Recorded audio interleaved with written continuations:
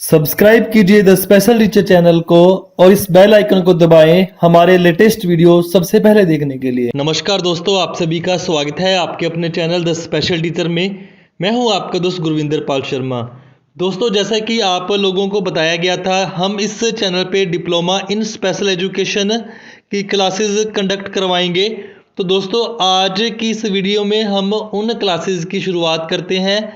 आज हम एक नया सब्जेक्ट शुरू करेंगे, एक diploma in special education IDD first year के कोर्स का। जी हाँ, diploma in special education IDD की क्लासेस शुरू कर रहे हैं आज इस वीडियो के माध्यम से।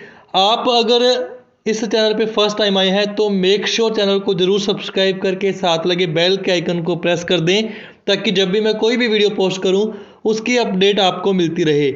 आप मुझे 8824140032 पे अपना नाम, आप कौन सी कॉलेज में अपना कोर्स कर रहे हैं और कहाँ से हैं ये लिख के ज़रूर मैसेज करें, ताकि आपको मैं संबंधित ग्रुप में ऐड कर सकूं और आप लोगों को लगातार पूरी क्लासेस मिलती रहें। दोस्तों, आप हमारे टेलीग्राम व्हाट्सएप के चैनल से भी जुड़ सकते हैं। इन दोनों के लिंक्स आपको डिस्क्रिप्शन में मिल जाएंगे।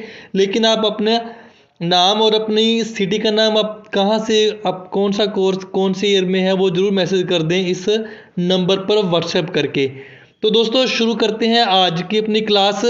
तो जो सब्जेक्ट अपने पढ़ने जा रहे हैं वो है आपका पेपर नंबर 5। जी हाँ, पेपर नंबर 5 आपका जो है करिकुलम डेवलपमेंट का, वो पढ़ने जा रहे हैं अपने पाठ्यक्रम विकास का। अगर डिटेल में बात करें, विकासात्मक अक्षमता वाले बच्चों के पाठ्यक्रम विकास को अपने पढ़ेंगे इस पूरे पेपर में। तो दोस्तों, स्टेप बाय स्टेप चलेंगे। सबसे पहले मैं आपको बताता हूँ इस पेपर नंबर 5 का सिलेबस क्या है। 5 यूनिट्स हैं इसके अंदर। 5 यूनिट्स में क्या क्या कंटेंट पढ़ना है, एक ओवरव्यू लेते हैं, उसके बाद क्लास को आगे बढ़ाते हैं। तो आपका ये सब्जेक्ट है करिकुलम डेवलपमेंट, कोर्स 5 या पेपर नंबर 5। टोटल 75 मार्क्स का है। 30 इसमें इंटरनल के मार्क्स होते हैं, 45 इसके एक्सटर्नल एग्जामिनेशन के मार्क्स होते हैं। तो डिस्कस करते हैं। सबसे पहले 5 यूनिट्स हैं, आप इसे देख लें। यूनिट फर्स्ट आपकी है definition, meaning and approaches to curriculum development. अभी इंग्लिश में दे रखा है, लेकिन अपन जो कंटेंट पढ़ेंगे वो हिंदी में भी पढ़ेंगे। उसके बाद models of curriculum in special and inclusive education आती है आपकी सेकेंड यूनिट। थर्ड यूनिट आपकी आती है curriculum development for individuals with ASD। और फोर्थ यूनिट आपकी आती है curriculum for students with ID। Fifth आपकी यूनिट आती है curriculum for students with SLD। ये 5 यूनिट्स आपकी आती हैं टोटल इस पेपर के अंदर। पेपर नंबर 5 जो आपका करिकुलम डेवलपमेंट का है, उसके अंदर ये 5 यूनिट्स आती हैं। तो आज शुरुआत करते हैं फर्स्ट यूनिट से। तो आज ले चलते हैं प्रॉपर क्लास पे। इसके बाद सिर्फ अपने फर्स्ट यूनिट का कंटेंट पढ़ेंगे। दोस्तों, आपकी इस यूनिट का जो फर्स्ट टॉपिक है 1.1, उसका नाम है curriculum definition, meaning and concept. जो करिकुलम या पाठ्यक्रम है उसकी परिभाषा क्या है, उसका अर्थ क्या है और पूरा कंसेप्ट क्या है, वो जानेंगे अपने आज। तो मैं आप लोगों को बता दूं, जो अपनी आधुनिक जो अपनी एजुकेशन की विचारधारा है उसमें 3 पोल्स की व्यवस्था है। 3 पोल्स होते हैं। कौन कौन से वो 3 पोल्स होते हैं जानते हैं। जो आपका फर्स्ट अगर बात करें, टीचर होता है, ठीक है। उसके बाद स्टूडेंट होता है, और लास्ट में जो आपकी चीज़ आती है वो होता है करिकुलम या पाठ्यक्रम, ठीक है। 3 ध्रुवी अपनी एजुकेशन की जो विचारधारा चल रही है अभी आधुनिक अगर दौर की बात करें तो, एक इसमें शिक्षक होता है, एक उसमें विद्यार्थी होता है और एक पाठ्यक्रम होता है। मतलब अगर आप शिक्षा पूरी करना चाहते हैं तो आपको सिखाएगा कौन? शिक्षक। अगर आप किसको सिखा रहे हैं वही नहीं है तो आप सिखाएंगे किसे? मतलब विद्यार्थी का होना ज़रूरी भी है। और क्या सिखाना है, कब सिखाना है, कैसे सिखाना है, वो सारी चीज़ें पता चलती हैं करिकुलम से या पाठ्यक्रम से। इनमें से अगर कोई भी चीज़ मिस होती है तो आपकी एजुकेशन एक प्रॉपर तरीके में कंप्लीट नहीं हो सकती। तो जो पाठ्यक्रम है, सबसे पहले अपने उसके बारे में समझते हैं, पाठ्यक्रम क्या है, ठीक है। क्योंकि आपका पूरा सब्जेक्ट ये पाठ्यक्रम पे आधारित है, तो अपने को पाठ्यक्रम के बारे में पता होना बहुत ज़रूरी चीज़ है। पाठ्यक्रम की अगर बात करें तो इसके काफ़ी सारे अर्थ निकलते हैं। शाब्दिक अर्थ निकलता है इसका, उसके बाद इसका जो संकुचित अर्थ निकलता है, फिर इसका व्यापक अर्थ निकलता है। अगर शाब्दिक अर्थ की बात करें, जो पाठ्यक्रम है वो इंग्लिश में उसे करिकुलम बोलते हैं, इंग्लिश में इसे बोलते हैं करिकुलम, जो कि लैटिन भाषा से ड्राइव हुआ एक वर्ड है, जिसका अर्थ अपने कह सकते हैं दौड़ का मैदान। ठीक है, जो करिकुलम के अगर शाब्दिक अर्थ की बात करें, दौड़ का मैदान। ठीक है, अगर इसे समझें डिटेल में, दौड़ का मैदान से पाठ्यक्रम से एजुकेशन से कैसे रिलेट किया जा सकता है इन चीज़ों को। जिस तरह से एक धावक, एक रेसर, एक रनर एक अपने मैदान में दौड़ते हुए अपने टारगेट को अचीव करता है, अपने लक्ष्य को प्राप्त करता है, उसी तरह से जो स्टूडेंट्स होते हैं और जो टीचर्स होते हैं वो पाठ्यक्रम के द्वारा अपने जो भी फिक्स गोल हैं, जो भी अपने टारगेट्स हैं, उनको पूरे करते हैं। तो इसका कंपैरिजन होता है रेस के मैदान से धावक से। आपने मिल्खा सिंह जी का नाम सुना होगा। मिल्खा सिंह जी अगर दौड़ते थे तो उनका एक लक्ष्य होता था कि उस लक्ष्य को पूरा करना है। उसी तरह से अगर इसे कंपेयर करें एजुकेशन सिस्टम में, पाठ्यक्रम को अगर रेस का मैदान बताया गया है, तो अगर आपको जो शिक्षक पढ़ा रहे हैं उनके सामने एक टारगेट है कि आप लोग पढ़ के अपना एग्ज़ाम क्वालिफाई करें, उसे पास करें या एक काबिल इंसान बने, वो फ्यूचर की अगर बात करें तो आप लोगों को अपना वो लक्ष्य प्राप्त करना है। उस पाठ्यक्रम के तहत एक निश्चित समय सीमा में और आपको एक निश्चित दायरे में रह के वो सारी चीज़ें पूरी करनी है जो आपकी एजुकेशन को पूरा कर सकें। तो शाब्दिक अर्थ की बात करें तो इसका कंपैरिजन रेस के मैदान से होता है। ठीक है, उसके बाद शाब्दिक के अर्थ की बात होगी। फिर पाठ्यक्रम की अगर बात करते हैं संकुचित अर्थ की या नैरो मीनिंग की, संकुचित अर्थ के संदर्भ में पाठ्यक्रम क्या है। संकुचित अर्थ में पाठ्यक्रम आपका सिलेबस है। ठीक है, नैरो अगर मीनिंग की बात करें, सिलेबस। सिलेबस आप सभी लोग जानते हैं। संकुचित अर्थ में इसे सिर्फ सिलेबस का एक पर्यायवाची मात्र मान लिया जाता है। ठीक है, और पाठ्यक्रम को एक सिंपल पुस्तकीय ज्ञान के रूप में मान लिया जाता है कि इसमें आप लोगों को पुस्तकें पढ़नी है और उसमें जो भी ज्ञान निहित है वो प्राप्त करना है। ठीक है, और इसमें जो भी छात्र है, जो भी स्टूडेंट्स हैं वो पढ़ रहे हैं, उनके इंटरेस्ट क्या हैं, वो किस फील्ड में जाना चाहते हैं, ऐसा उस पर ज़्यादा ध्यान नहीं दिया जाता। अगर आप विशेष शिक्षा की बात करें, आप अभी अगर HIVI कोई भी कोर्स कर रहे हैं, आपका जो सिलेबस है वो फिक्स है कि आपको ये चीज़ें पढ़नी है, चाहे आपको इसमें इंटरेस्ट आए चाहे ना आए, आपको वो विषय वस्तु पूरी करनी है। ठीक है, आपको उस पुस्तक के ज्ञान को प्राप्त करना है और उस ज्ञान का प्रयोग करते हुए आप लोगों को कहाँ लिखना है, आपके जो एक्सटर्नल एग्ज़ाम्स होंगे, जो आपके इंटरनल एग्ज़ाम्स होंगे, जो भी आपकी परीक्षाएं ली जाएंगी, आप लोगों को वहाँ पे इसे लिखना है। मतलब अगर संकुचित अर्थ की बात करें या नैरो मीनिंग की बात करें तो पाठ्यक्रम कहाँ सीमित हो जाता है, सिर्फ किताबी ज्ञान से। अब ये बात होगी, दो चीज़ें पढ़ी अपनों ने, शाब्दिक अर्थ पढ़ लिया, इसका संकुचित अर्थ पढ़ लिया। अब आगे इसके बारे में पढ़ते हैं व्यापक अर्थ। पाठ्यक्रम का व्यापक अर्थ क्या है। ठीक है, ब्रॉड मीनिंग क्या है। दोस्तों, अगर ब्रॉड मीनिंग की बात करें या व्यापक अर्थ की बात करें तो पाठ्यक्रम एक बहुत बड़ा स्वरूप है इसका।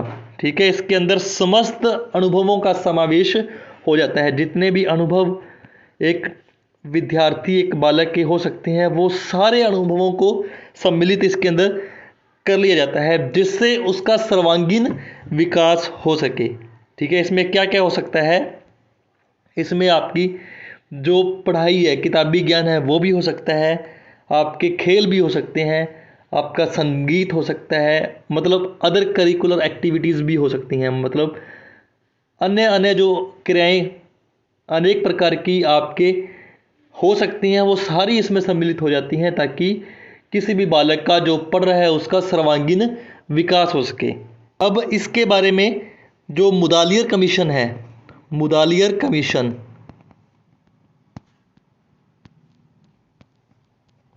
ठीक है, 1952-53, ठीक है, जिसे माध्यमिक शिक्षा आयोग के नाम से जानते हैं। वो क्या कहते हैं कि पाठ्यक्रम का जो अर्थ है उसमें सिर्फ किताबी ज्ञान नहीं शामिल किया जाना चाहिए जो कि परंपरागत रूप से किसी भी क्लास में, किसी भी स्कूल में, कॉलेज में पढ़ाया जाता है, बल्कि इसमें बच्चे के सारे एक्सपीरियंसेस इंक्लूड किए जाते हैं, सारे के सारे अनुभव इसमें शामिल हो जाते हैं।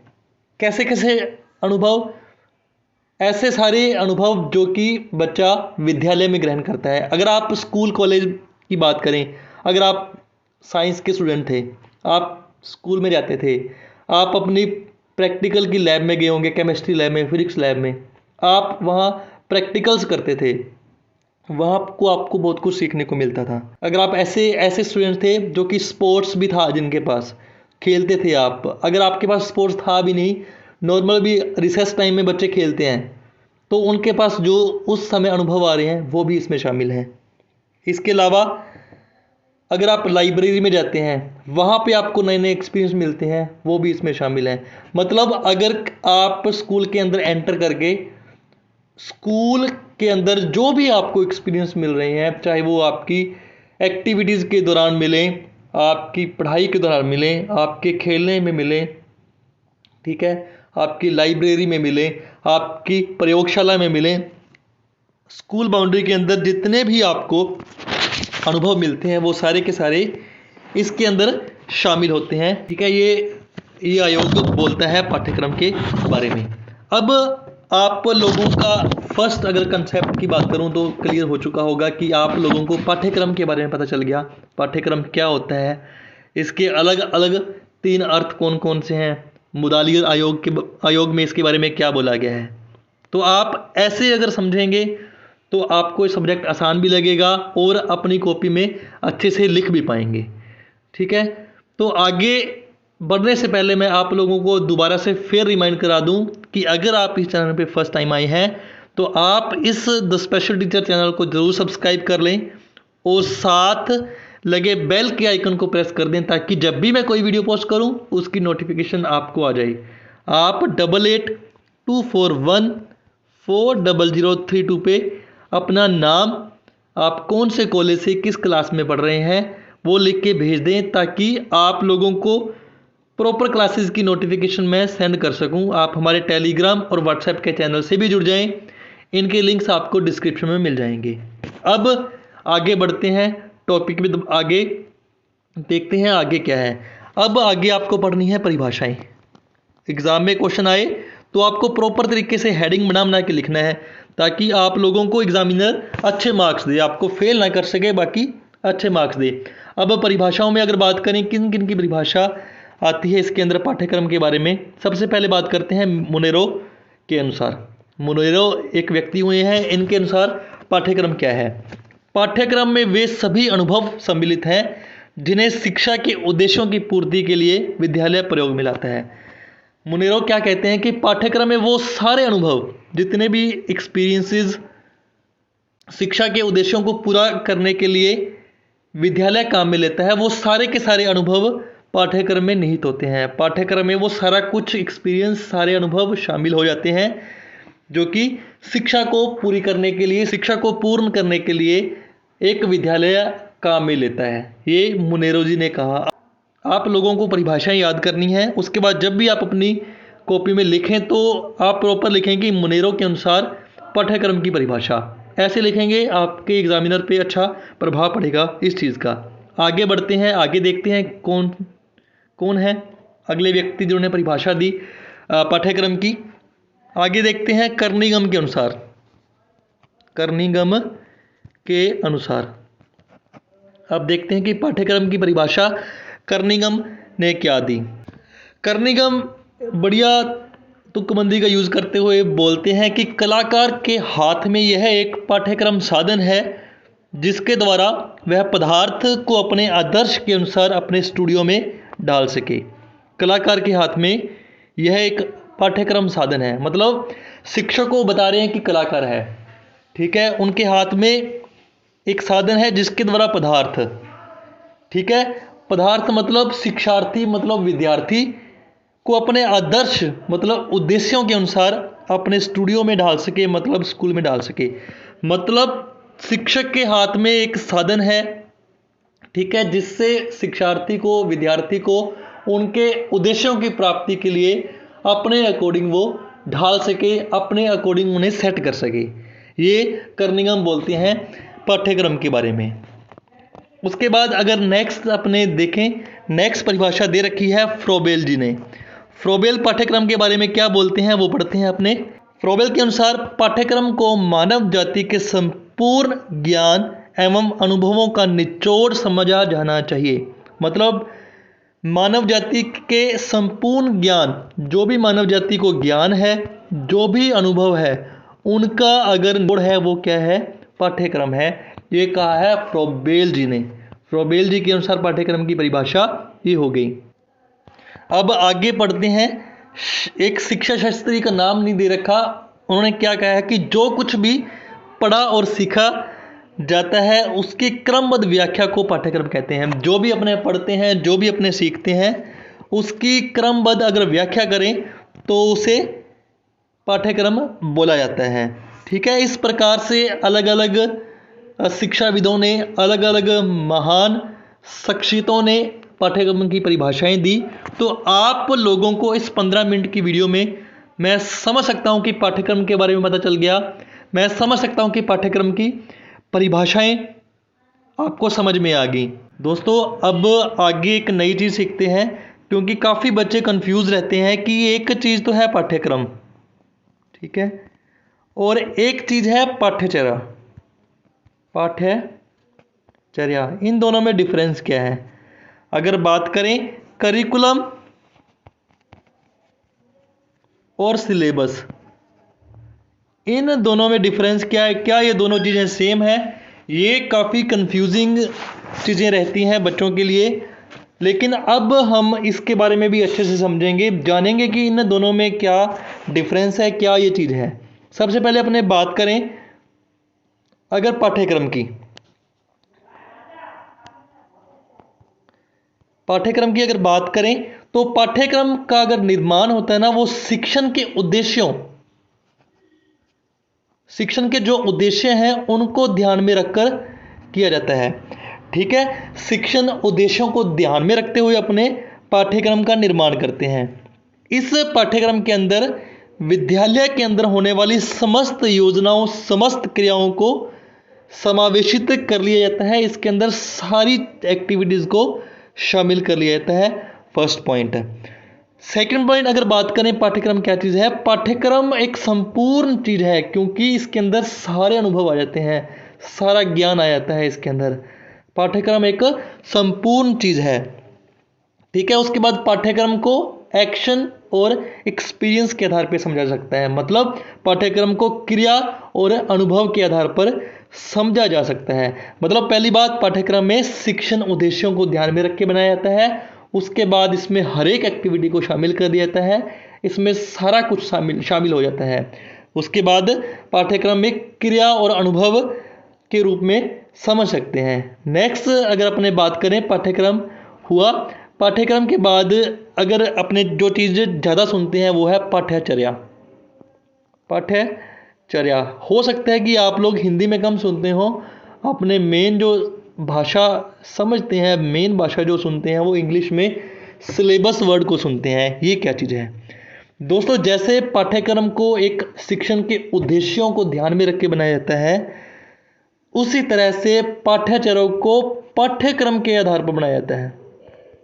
ठीक है, पाठ्यक्रम के आधार पर एक पाठ्यचर्या को बनाया जाता है। अगर इसे डिटेल में देखें तो जो पाठ्यचर्या है वो पाठ्यक्रम का एक अंश मात्र है। ठीक है, पाठ्यक्रम का एक कार्य है पाठ्यचर्या, ना कि संपूर्ण कार्य तो पाठ्यक्रम हो गया, संपूर्ण अनुभव तो पाठ्यक्रम में शामिल हो गए, लेकिन पाठ्यचर्या क्या है? पाठ्यक्रम का एक अंश मात्र है। ये थोड़े डिफरेंसेस हैं इनके अंदर, आप लोगों को ध्यान रखने हैं। क्योंकि दोनों चीज़ें सेम नहीं है, थोड़ा सा इसमें डिफरेंस है, हर एक स्टूडेंट को पता होना चाहिए। दोस्तों आगे इसमें अपने जो चीज़ पढ़ने जा रहे हैं वो है पाठ्यक्रम के लक्ष्य। ठीक है, पाठ्यक्रम के लक्ष्य या उद्देश्य। पाठ्यक्रम के लक्ष्य उद्देश्य क्या होते हैं? दोस्तों अगर आपके पास क्वेश्चन आ जाए कि पाठ्यक्रम क्या है, इसके बारे में समझाइए, तो आप जितना डिटेल में लिखेंगे उतना आपके लिए अच्छा है। आपके द्वारा एग्जामिनर को चेक करने के लिए अच्छा कंटेंट मिले। आप अच्छा लिख के उन्हें सौंपें, अच्छा लिख के उन्हें दिखाएं, वो आपको नंबर क्यों नहीं देगा? आपको 45 में से 18 नंबर तो लेके आने हैं, आप आसानी से लेके जा सकते हैं। डिप्लोमा इतनी टफ चीज़ नहीं है जितना इसे हवा बना दिया गया है। 90% बच्चे फेल हो जाएं, ये सही स्थिति नहीं है विषय शिक्षा के लिए। कंटेंट अच्छे से कराया जाना जरूरी है। बहुत सारे कॉलेजों में कंटेंट पढ़ाया नहीं जाता, विषय वस्तु कराई नहीं जाती, प्रैक्टिकल कराई नहीं जाते। इवन उन्हें फाइलें भी इधर उधर से उठा के दे दी जाती हैं कि आप इन्हें छाप लो। उन्हें फाइल्स के बारे में कुछ नहीं पता होता। HIVI IDD की अगर फुल फॉर्म भी अगर एक विशेष शिक्षक पूछे डिप्लोमा में 2 साल लगाने के बाद, तो आप उसकी शिक्षा की स्थिति देख सकते हैं। इतनी टफ चीज़ नहीं है जितना टफ इसे बनाया जा चुका है। लेकिन अपने कोशिश करेंगे इस चैनल के माध्यम से आप लोगों को हेल्प करने की। तो दोस्तों पाठ्यक्रम के लक्ष्य उद्देश्य की अगर बात करें, तो अगर पहली बात करें, मैं यहाँ पे पूरा पॉइंट लिखूंगा नहीं, मैं सिर्फ बोलूँगा, आप लोग इसे समझें, इसे सुने। स्पीड आपको कम लगे तो डबल कर दें, 1.5 कर दें, 1.75 कर दें। आपके टाइम के अकॉर्डिंग इसे सुने, समझें और अपने कंसेप्ट क्लियर करने की कोशिश करें। अगर फर्स्ट पॉइंट की अगर मैं बात करूं, विद्यार्थियों को आरंभ से लेके अंत तक निरंतर एवं क्रमबद्ध अनुभव प्रदान करना। मतलब कोई भी स्टूडेंट है उससे बिल्कुल जीरो से स्टार्ट करके एंड तक, ठीक है, A to Z सारे एक्सपीरियंसेस देने हैं। और कैसे देने हैं? क्रमबद्ध देने हैं। ये इसका उद्देश्य है या लक्ष्य है। उसके बाद कोई भी कंसेप्ट है उसे कैसे सीखना है, ऐसे दृष्टिकोण को विकसित कर देना, ये भी इसका लक्ष्य है। अगर आप ट्रिग्नोमेट्री सीखते हैं, अगर आप हिंदी सीखते हैं, दोनों को सीखने के नज़रिए अलग अलग हैं, दोनों को सीखने के तरीके अलग अलग हैं। ठीक है, तो किस सब्जेक्ट को किस तरीके से सीखना है, किस विषय वस्तु को कैसे समझना है, वो सारे भी आपके अंदर गुण विकसित कर देना, ये भी इसका एक लक्ष्य या उद्देश्य है।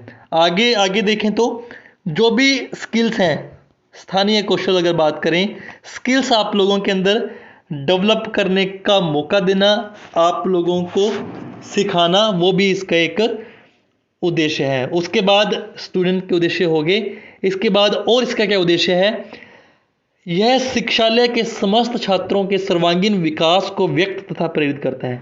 मतलब जितने भी समस्त छात्र हैं उन सारों का सर्वांगीण विकास हो, इस चीज़ को ये प्रेरित करता है, इन्फ्लुएंस करता है, जो कि अच्छी चीज़ है। यह एक विद्वानों के समुदायों का सृजन करता है जो कि ज्ञान, खोज, अनुसंधान की सीमाओं को अग्रसित कर सकें। मतलब ज्ञान, खोज, अनुसंधान की सीमाओं के बारे में जिन्हें पता हो, विद्वानों की एक कम्युनिटी बनाना इसका लक्ष्य भी है, उद्देश्य भी है। ठीक है, उसके बाद इसके अंतर्गत समस्त छात्रों की रुचियां, आवश्यकताएं, योग्यताएं, क्षमताएं व अभिव्यक्तियों को तृप्त किया जा सकता है। मतलब आपकी रुचि अगर खेल में है, आप खेलें, आपका उस क्षेत्र में विकास हो। आपकी अगर रुचि पढ़ने में है, आप पढ़ लिख के लेखन में है, लिखें। आप लोगों की ओर देखते हुए आप लोगों के सर्वांगीण विकास की तरफ पढ़ना इसका मेन लक्ष्य है। उसके बाद और क्या चीज़ें सिखाता है? यह छात्रों में सहयोग, ईमानदारी, मित्रता, निष्कर्ष, निर्णय, परोपकार, सद्भावना इत्यादि गुणों को विकसित करता है, उनके चरित्र का विकास करता है, अच्छे चरित्र का निर्माण करता है। ये सारी चीज़ें, ये सारे इनके लक्ष्य हैं, उद्देश्य हैं पाठ्यक्रम के। दोस्तों मुझे बताते हुए खुशी हो रही है, इस तरह से जो 20-25 मिनट की एक क्लास आप लोगों ने सुनी, आप लोगों ने समझी, तो इस क्लास के अंदर आपका जो 1.1 पॉइंट था, आपकी यूनिट 1 का जो पेपर नंबर 5 की है, जिसका नाम है करिकुलम डेवलपमेंट, वो कंप्लीट हो चुका है। मैं आप लोगों से एक आशा रखता हूं कि अगर इस टॉपिक पे आप लोगों को परीक्षा में लिखना पड़े तो आपके पास पर्याप्त सामग्री है लिखने के लिए। आप लोगों को मेरे द्वारा बताई गई चीज़ें समझ में अच्छे से आ गई होंगी। दोस्तों इसी तरह से अपनी आगे की क्लासेस भी जारी रखेंगे, अपने पूरा सिलेबस कंप्लीट करवाएंगे। जितना भी आपका कंटेंट है वो सारा मैं टॉपिक वाइज लेके आऊँगा इसी चैनल पे। तो इस चैनल पे नए आए हैं तो चैनल को सब्सक्राइब जरूर कर लेना। आप हमारे टेलीग्राम और व्हाट्सएप के चैनल से जुड़ जाएं, इनके लिंक्स आपको डिस्क्रिप्शन में मिल जाएंगे। ठीक है, इसके साथ ही मैं इस वीडियो को समाप्त करता हूं। उम्मीद करता हूं कि आपके लिए वीडियो अच्छी रही होगी। दोस्तों आज की वीडियो में बस इतना ही। Thanks watching the video. Have a great day.